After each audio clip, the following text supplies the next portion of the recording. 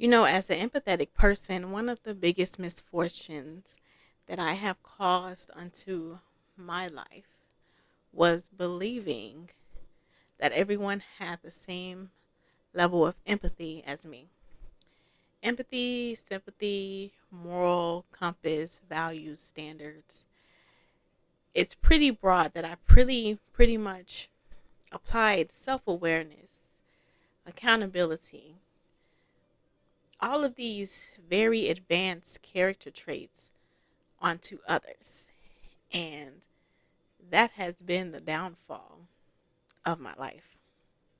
I guess I could consider myself a highly sensitive individual, but more so when it comes to my empathy, I feel people's emotions very, very, very strongly. Like if someone is disappointed, all of that just gets transferred to me, and I'm weighed down and I'm heavy.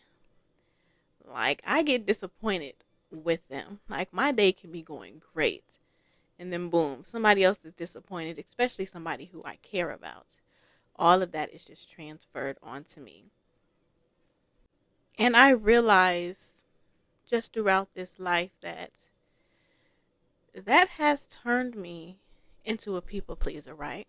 A people pleaser who believed that everything was her fault because I viewed other people as having the same empathetic characteristics as myself.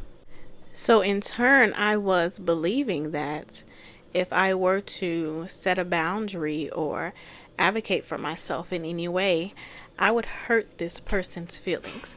So, instead of me actually saying what I needed to say, which is well within my rights, I would silence myself and close myself off in order not to hurt that person's feelings. And this is all in my head, assuming that if I were to say what I needed to say, that this person's feelings would actually be hurt. You know what I'm saying? Like having this extreme fear of displeasing people, essentially because I will feel it,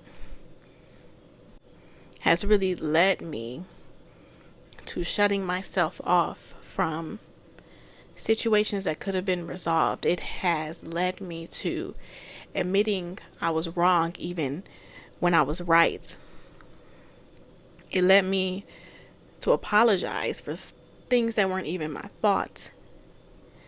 Staying quiet when somebody crossed a line, you know, sacrificing my needs for other people, sacrificing my voice for other people, not to want to hurt someone else's feelings. And the hurting the feelings can be a little like a slippery slope because it's not like I will actually go out and say anything outlandish to hurt someone's feeling on purpose, right? Like they're like people know what they're doing and what they're saying. Like you can't tell someone that they look like a sack of potatoes and not expect their feelings to get hurt, right? But I'm not talking about the bold brashness of just being an a-hole. I'm just more specifically referring to maybe just saying no or just letting someone know that they are wrong. Growing up was very interesting for me. After I moved, after my parents broke up and I moved, I went to a new school that was a completely different environment. And as we know, kids are mean. And people just talk to me all types of way, right? Just all types of crazy. And I wasn't used to that because that's not the environment that I came from. So I never really knew how to stick up for myself. But it was because of that. Every little type of criticism, even constructive criticism, would hurt my feelings, right? Like I would get really anxious because I feel like I'm being dragged on the floor, like I'm being ridiculed when in the reality that's not the case sometimes. Sometimes genuine feedback really is just that. It's just feedback. And kind of carried that with me throughout my life. And because I was still living very rose-colored glasses and applying childhood dynamics to the adult world, I really thought that that everyone was like me, as silly as that sounds. But that's what being naive is, that everyone was like me, and that if I were to tell someone about themselves, even in the most respectable way, that their feelings would get hurt. And they would stonewall me, or they ignore me, or mistreat me. Because that does happen, right? You have a lot of people out here who avoid all sorts of accountability. They will throw a rock at someone, throw a rock, make them bleed, and then point to someone over here and say, well, oh, they made me do it, even though they're full grown, able-bodied adult who is responsible for their own decisions. Like, that's how a lot of people are. So to avoid that, I always just silence myself. No matter the situation, I silence myself and I let the other person have the upper hand because I did not want to hurt their feelings. Now, of course, this is very toxic because, first of all, I'm abandoning myself and I'm losing self-respect, and I'm also losing the respect of other people. No one is really viewing my silence as a nicety or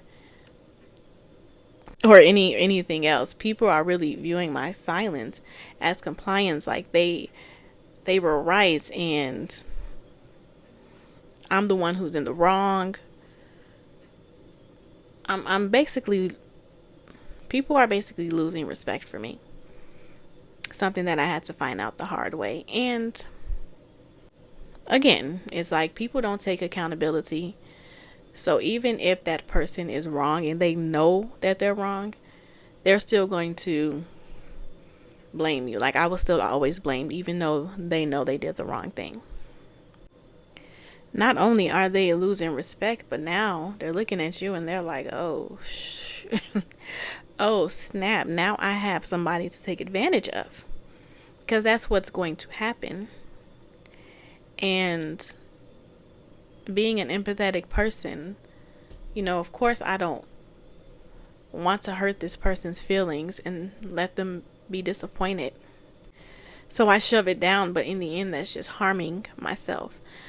I'm losing my self-respect. I am self-abandoning. I'm self-sacrificing.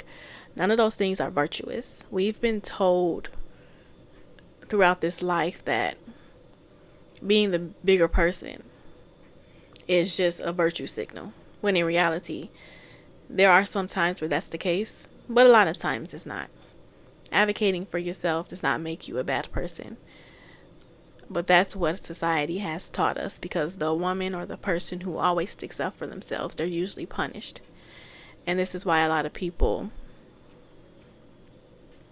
don't really like to advocate for themselves, because of the perceived punishment or backlash or consequences they may face. So I say all of that to say one of the biggest things that I have learned is it is not my responsibility to manage other people's emotions. And my emotions are the most important over anyone else's. Especially since I know myself, I know that I will never go out and intentionally harm someone.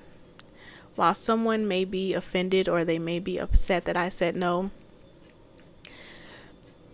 or they just don't like my existence, I do not have to rearrange my life, myself, my emotions around that. See, what I realized I was doing was I was attempting to keep someone from feeling an emotion that everyone experiences throughout their life, right? Feelings are fleeting. They're very fleeting. And if someone feels disappointed, it is up to them to work through that disappointment, just like it's up to you to do the same. I've learned that I don't have to carry these emotions in my body forever. I can let them pass through. The same as the other person. If that other person is disappointed, they have to find a way to work through that, because I almost guarantee you that this person may not actually care if they disappoint you. But even if they did, again, it's not their or your responsibility.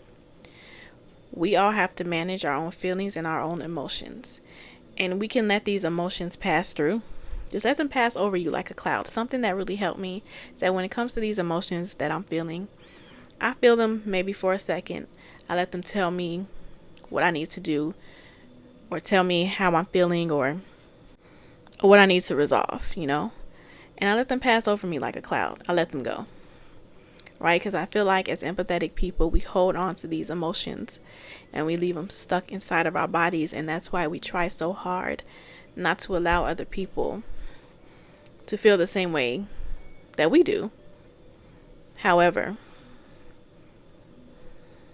majority of the time, that same luxury is not being given to you. On top of the fact that we are all responsible for our own emotions. I know now that my feelings, my wants and my needs, but especially my feelings, are also important. And I cannot continue to keep swallowing them down just to not potentially hurt someone else's feelings. And that's another thing. When you speak up, when you advocate for yourself, it's not even a 100% guarantee that you will hurt this person's feelings. Sometimes they may even respect you more for it. Like, you don't have a 100% guarantee that these other person's feelings will be hurt by you maybe correcting them when they're wrong, by you setting a boundary, by you saying no. You don't know how they're going to respond. And even if you do, there's still a 1% chance that it might go differently. A question that I read when I was doing my research is, where did you learn that other people's emotional reactions were your responsibility? And I thought about that for a while. I didn't really learn it. It's just, as empathetic people, if you're an empath watching this, you just know that you literally feel it in your body, and that makes you believe that it's your responsibility because you want to get this feeling out of your body. But it's not. Advocate for yourself, speak up, say no, set boundaries, and let that feeling just pass through you like a cloud above your head, like water flowing down the stream. Just let it pass through you and let it go.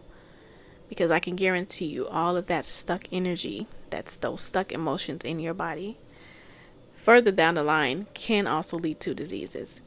It can only harm you in the end. And you're out here protecting people's feelings who really don't give a damn about yours. Let's just be honest here.